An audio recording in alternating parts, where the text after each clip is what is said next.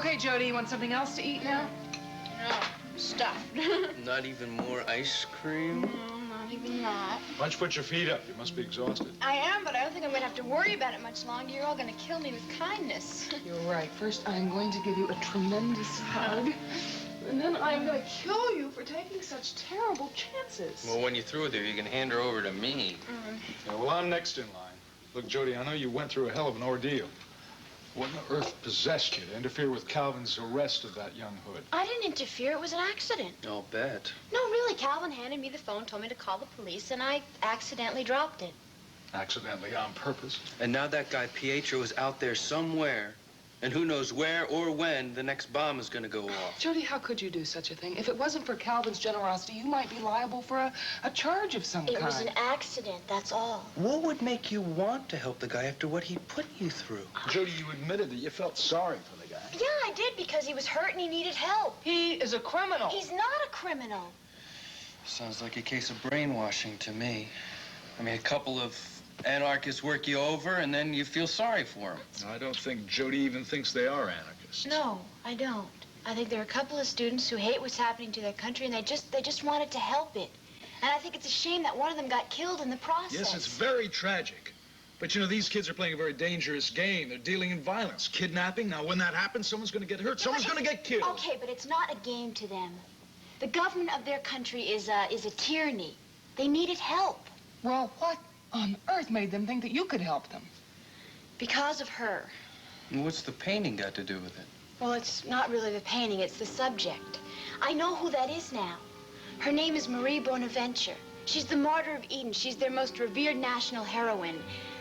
And I am her great-great-great-grandchild.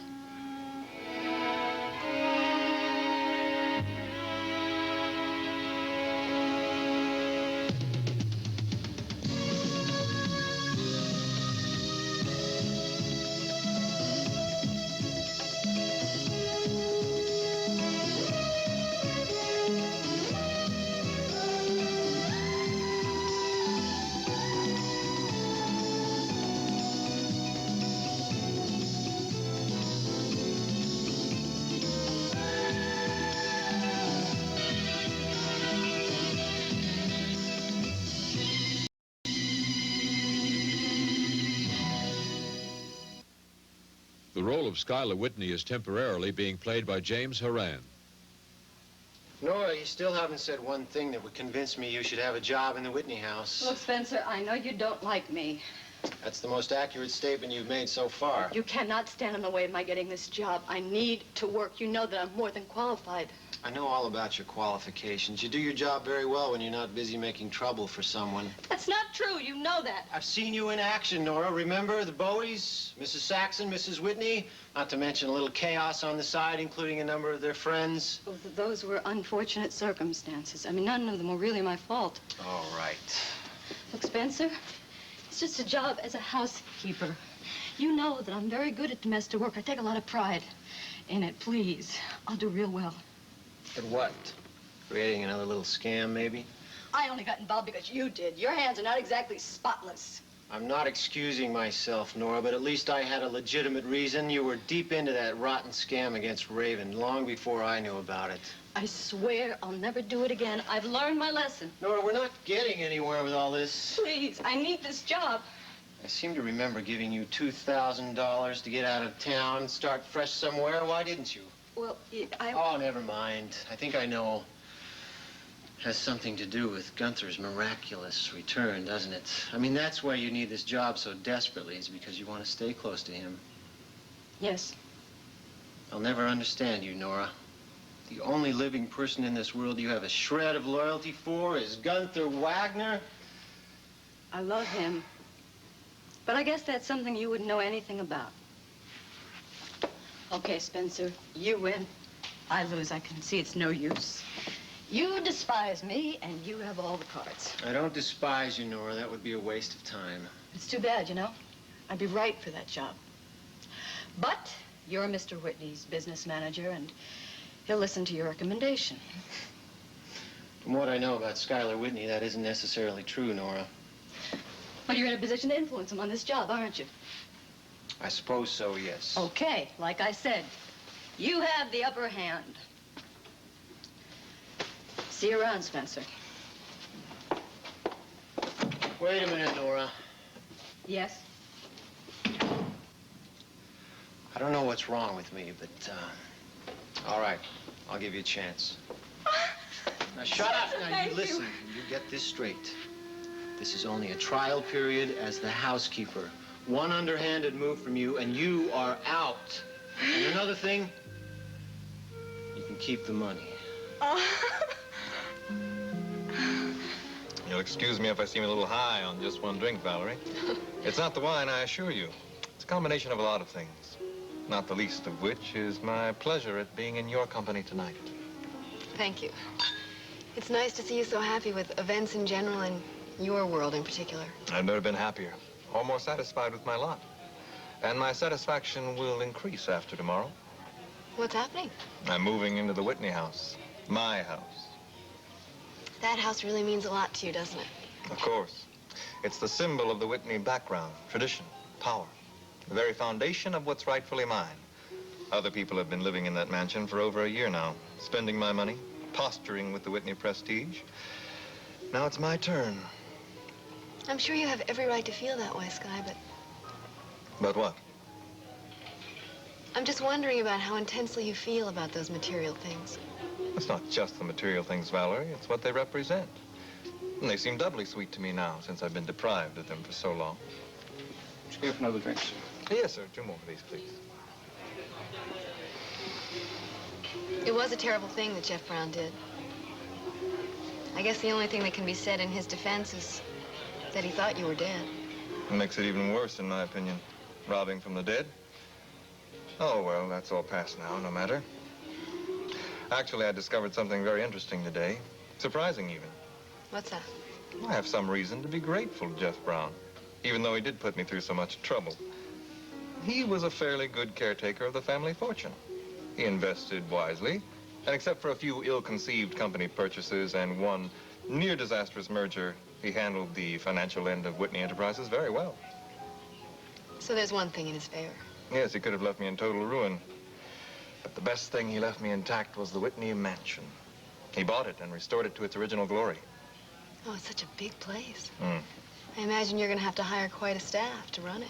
Well, I've already hired all the key people I need. But what it's really missing now is a woman's touch. Thank you. Thank you. I haven't said thank you to you yet for making the Whitney Theater available to Jim Diederiksen. Really, he's so excited about it and so grateful. It wasn't my intention to earn Mr. Diederiksen's gratitude. I hope you're not telling me that you did it just for me. But it's true, and I make no attempt to hide it. Of course, that's the reason you agreed to join me for dinner tonight, isn't it? As a gesture of appreciation for my helping a friend? I thought this would be a nice opportunity to say thank you. However, I won't hesitate to tell you that I feel no obligation myself. Good. That's a straightforward answer. I like that, Valerie. Now that I've regained my position, I don't want people liking me just for what I can do for them. So, what's the ex-Mrs. Whitney going to do tomorrow when you move into that house? I'm not sure she even knows about it yet. It'll be a nice little surprise. Okay, Mrs. Whitney, you've just got another half an hour. Mrs. Whitney. Mrs. Whitney, come on. You can take another half hour.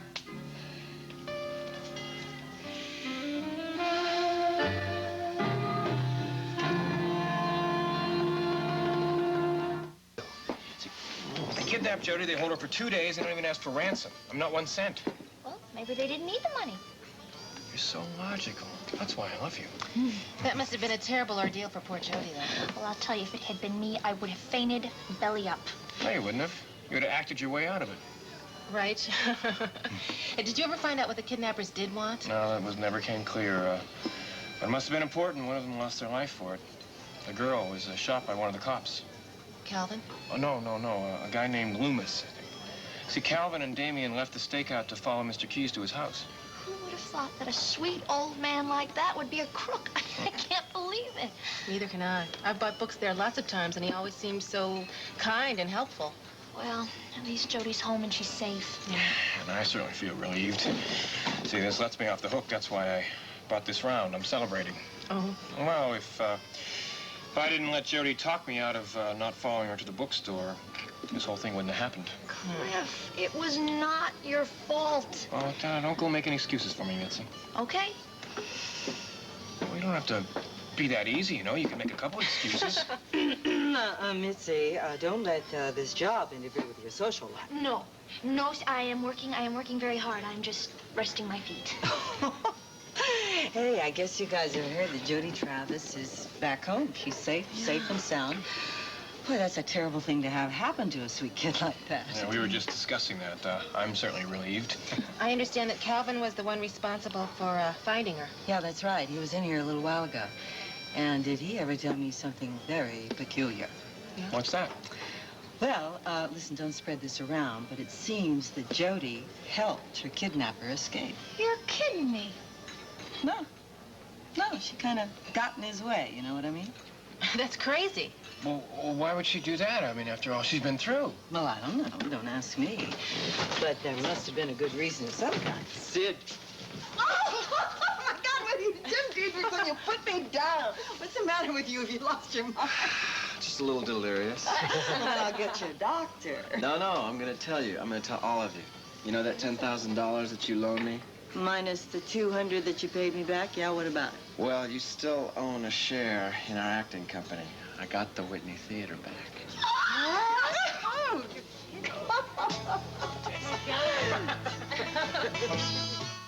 I mean, you wouldn't do that to your best friends, would you?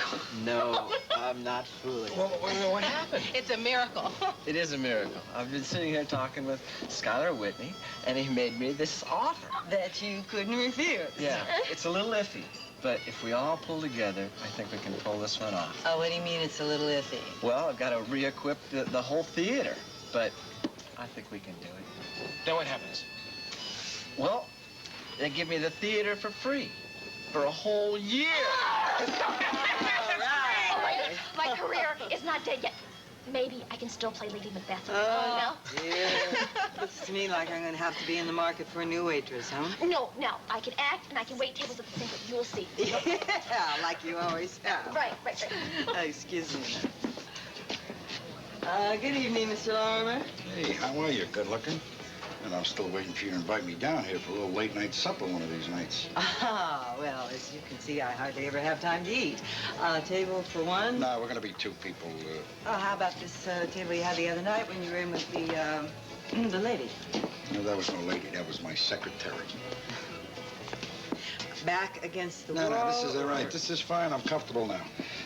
By the way, that reminds me, how does a nice chick, good-looking, sexy lady like you wind up with a name like Sidney? You want to explain that to me? Well, it just happens to be my name, pal. Oh, there's Joe. Hey, Joe, over here. Come on over, Joe. Have a seat. Would you gentlemen like a drink? Yeah. Want a bottle of champagne? No, I'll tell you what. I'm going to have vodka on the rocks. What about you, Joe? You want vodka? Yeah, say, that's okay. 2 vodkas on the rocks. Make it the good stuff. All right, sweetheart? You can call me Sid, okay? Sid, you got it. So, Joe, how the hell are you? Okay, I guess you heard the Travis girl's back home. Yeah, I heard. And I didn't like what went down in that bookstore. I didn't like it one bit. Well, you know, that wasn't my brilliant idea. I know. We'll talk about that later. Right now, you and I got a little straightening out to do. We got some things to talk about. Number one, your boss, ex-boss, Dwight Endicott. What about him? He won't be coming back from the island. Not for a very long, long time. Oh? Mm-hmm. Don't you want to know why? I don't ask questions, Eddie. Besides, Miss Endicott will tell me. I'm going to tell you why. It's because the boys out there didn't like the way he was handling things. You see, he was getting a little sloppy. He didn't think about things the way he was supposed to. You understand? Now, you know this business, Joe. You got to be on your feet. You got to be fast on your feet. You got to make decisions, quick decisions, right? You got to make the right choices. Mr. Endicott didn't make the right choices. And those big guys over there, those heavyweights, they don't fool around. That's what I hear. There you go. Okay, thanks, Sidney. Thanks. Like I said, Endicott is out. I'm taking over the entire operation. Everything. Hey, congratulations, Eddie. And I'm glad for you. Now, from what I hear, Joe, on the street, you're good people. You're a stand-up guy. I want you to come and work for me. You don't have to if you don't want to. If you want to do something else, it's okay. I understand. You do whatever you want to do, okay? Well, you know, Endicott was paying me 2 big ones a week. In cash. That's no problem. I'll give you 3 big ones in cash. I figure you got the kind of talent, it's worth the bread to me, understand? Sounds like a good deal. Sure, I get a raise and you get a new first lieutenant. Deal made. Let's drink to it. Eddie, one thing I was wondering about. Maybe you could enlighten me. Yeah, what's that? You got rid of Endicott very, very neatly. Why don't you get rid of his daughter? Joseph, you and me are going to have a very long, profitable relationship, all right? Me and you are going to get along just terrific.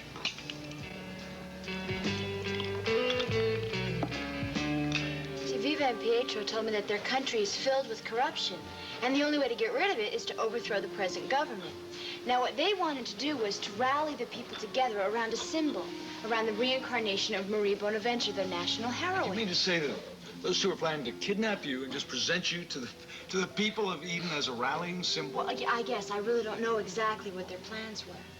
Well, why is this so familiar to me? Why don't I read something recently, an article or something called Trouble in Paradise? Where did I get that Honey, from? it wasn't an article. It was a treatment for a television documentary that someone presented to WMON. Ah, that's what it was. And I asked you to read it after Geraldine had looked at it because I wanted your opinion on it. What did you think, Miles? Well, I agreed with Geraldine. I didn't think there was enough evidence to prove that this government over there was being influenced by organized crime. They had lots of allegations, very strong, but nothing to back it up. Boy, I thought it was something out of Fantasyland, too, until this experience. Now I think I should have taken it a little more seriously. So just because this famous heroine might, and I say might, be an ancestor of yours, these 2 student terrorists want you to sacrifice everything here and go lead them into battle? That's really crazy. Now, quixotic is a word for it, you know, tilting at windmills. It's nuts. Fine. Okay, Oscar. Thank you. That's Oscar. Chad Sutherland is on his way up. What the hell does he want? Doesn't he know what you've been through?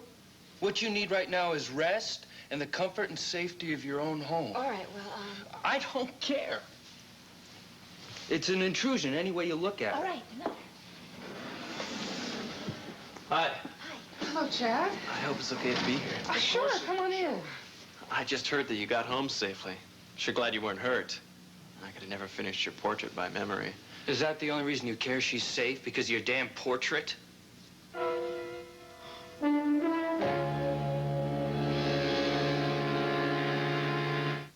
We're just a little shaky right now. Forget it. It's been a trying time for all of you. I just think the best thing for Jody right now is to get some rest and go to bed. Sure, sounds sensible. I just wanted to stop by to see if there was anything I could do. Yeah, Chad, there is something that I did want to ask you. Yeah? Well, when I was in the custody of those 2 people, they told me something pretty crummy about your friend, Mr. Endicott.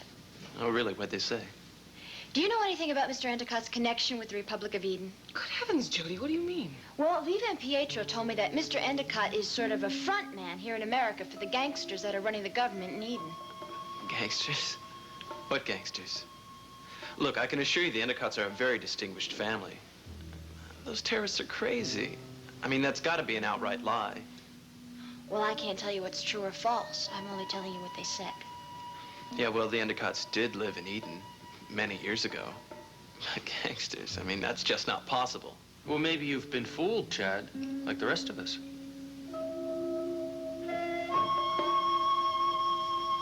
You see, Joe, your old boss, Endicott, he had a big problem. You understand? He just didn't think about what he was doing. He had a very simple solution to all his problems. Just blow it away, that's all. You get my drift? Well, that's what you gotta do sometimes. Look, I'm not blaming you. You did your job. You did it very well. You left no traces. You did good work. But Endicott never got rid of his real problem. You know who that was, don't you? Jody Travis. You got it. That little chick could blow a whole operation over here. You talk about a monkey wrench into a machine. Just think about it for a minute. Yeah, that's what I hear. She waves the flag, boom, there goes the whole government. And no government over there, no business over here either. Let me tell you something. Here's the catch. We can't hurt this chick. We can't touch her. If we touch her, we blow them right out of the water over there. Endicott knew it. He couldn't touch her. And we can't either. So what do? Just sit back? There are other ways to get people to do what you want them to do. You gotta find out what makes them tick, what their soft spot is. You know what I'm saying? Who they care about. Listen to what I'm saying. Who?